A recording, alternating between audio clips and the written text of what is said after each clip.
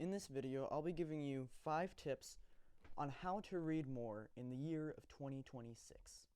Now, first of all, I just want to tell you a reason or two as to why I'm the one who should be giving you this advice.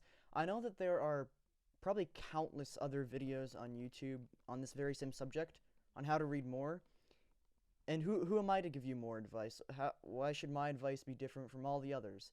And I'm very young. I'm under 18, of course. I'm very young. Why should I be giving you this advice?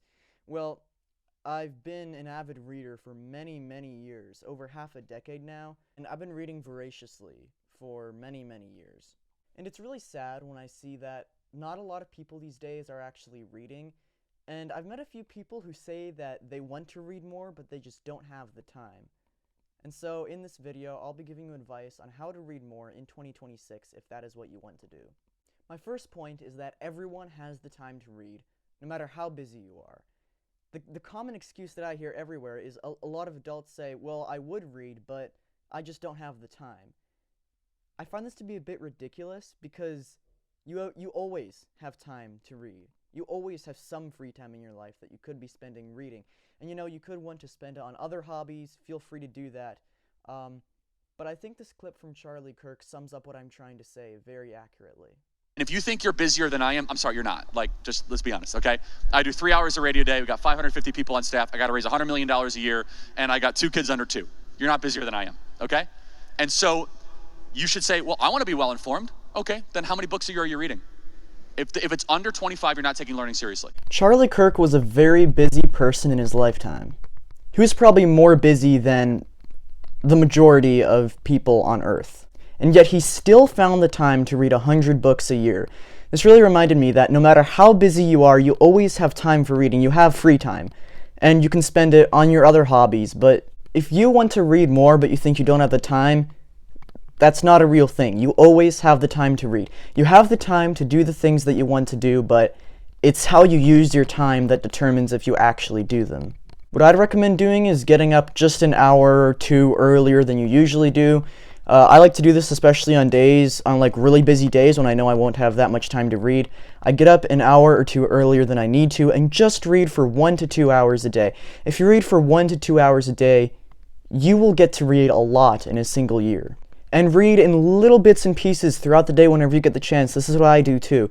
The small steps that you take can add up to a whole bunch more things getting done than just trying to read like 1,000 pages in one sitting. You're going to get a lot more done in the small steps that you take throughout the day. You don't need to learn how to speed read, you just need to use your time well. My second point is to try to ignore social media or just delete it off your phone entirely. Delete YouTube, and I know this is kind of crazy because I'm on YouTube, but if you want to find more time to read, then you're going to have to get rid of a lot of the apps on your phone that are used just for entertainment and nothing else, because it cuts into a lot of time that you could be spending reading.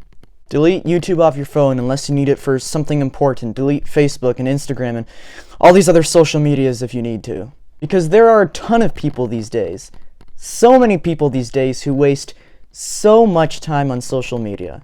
Apparently the average person spends 4 hours a day on their phone, and if you add up those 4 hours every single day for the average person's lifetime, then that would be 11 entire years of their life just spent looking at their phone.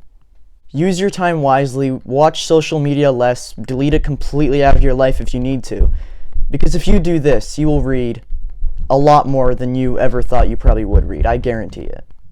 My third point is don't focus too much on how fast you're reading, but focus more on what you're reading. We can probably waste a lot of time worrying about if we're reading enough, and that swallows up a lot of time that you could be spending reading.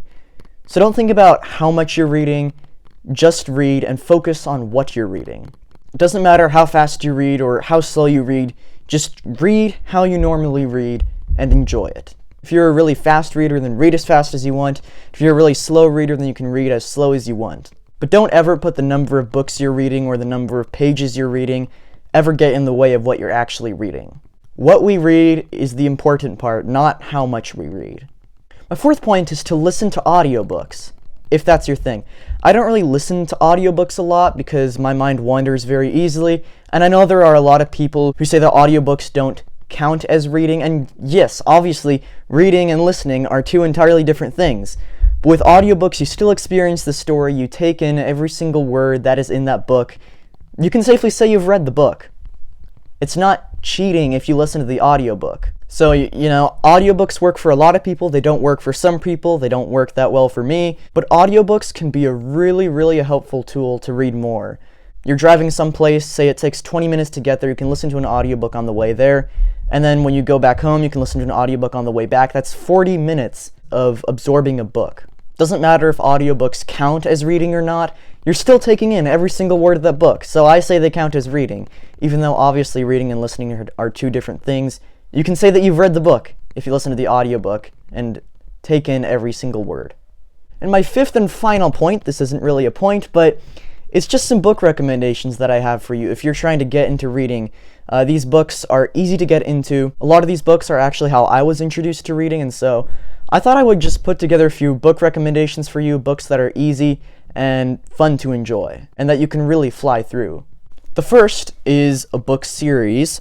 It is The Wingfeather Saga. This is just the first book. There are actually 4 books in the series. I have them behind here, and then there's one little collection of short stories.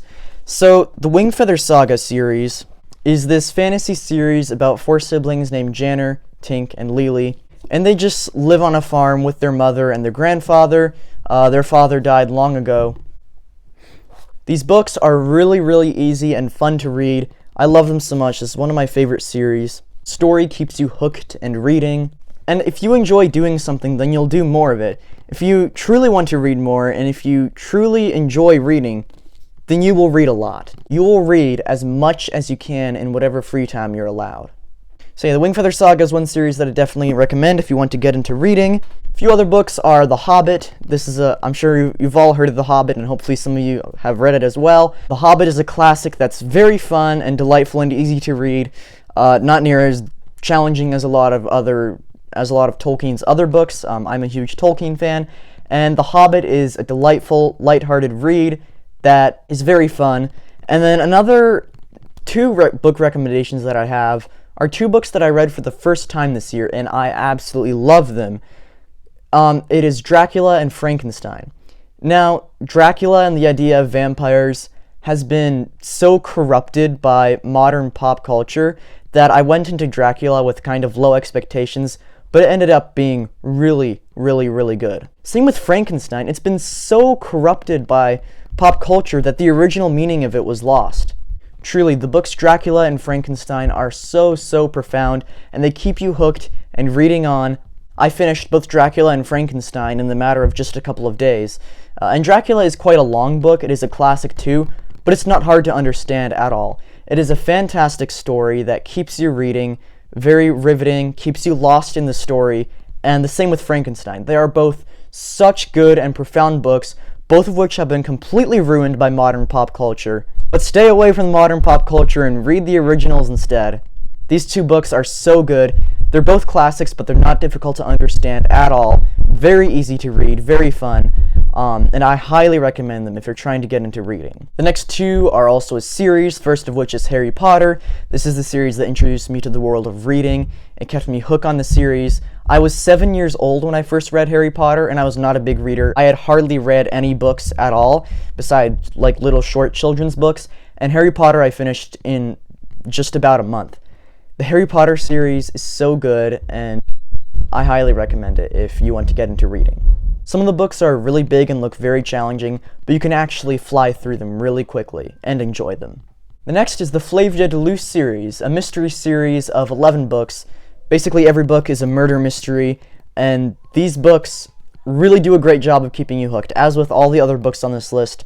I love the Flavia de Luce series. There are 11 books, or murder mystery novels in a small town setting that I really enjoyed, and I think you will too.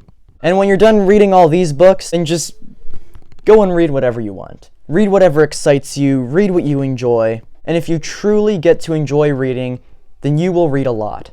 I made this video mainly to encourage many people to read more because statistically very few people on Earth read. Which is very sad because, and I know I said this in my previous video on why I love reading, you can watch that if it sounds interesting, but reading has shaped who I am and shaped who I think. I think the way that I do now because of the books that I've read. I would not be the person I am today if I had never picked up Harry Potter, if I had never picked up Lord of the Rings, if I had never started reading in the first place. Reading fiction can build empathy for others and help you understand people better. It exercises your mind and reduces stress. And remember, you do have the time to read, but it's how you use your time that really matters. Thank you so much for watching this video. I hope you enjoyed it, and I hope you read more in 2026. The more readers we can have on Earth, the better. But anyway, thank you so much for watching this video. I hope that you found it helpful. And if you didn't, well, I don't know, too bad, I guess. Thanks for watching, happy reading, and I'll see you in the next video. For now, farewell.